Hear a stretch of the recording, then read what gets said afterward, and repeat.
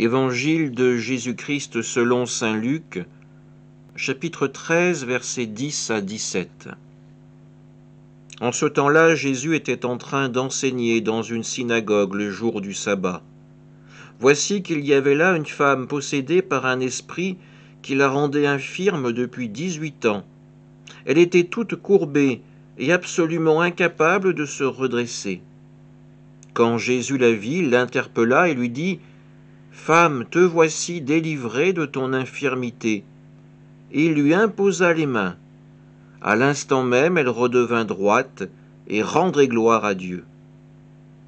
Alors le chef de la synagogue, indigné de voir Jésus faire une guérison le jour du sabbat, prit la parole et dit à la foule « Il y a 6 jours pour travailler, venez donc vous faire guérir ces jours-là et non pas le jour du sabbat. » Le Seigneur lui répliqua « Hypocrite, chacun de vous le jour du sabbat ne détache-t-il pas de la mangeoire son bœuf ou son âne pour le mener boire?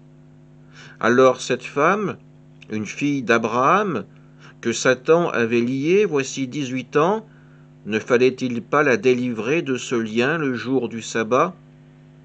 À ces paroles de Jésus, tous ses adversaires furent remplis de honte, et toute la foule était dans la joie à cause de toutes les actions éclatantes qu'il faisait.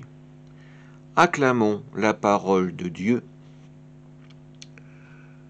Jésus le met en lumière aujourd'hui. L'homme est entravé dans sa vie terrestre, dans sa vie spirituelle.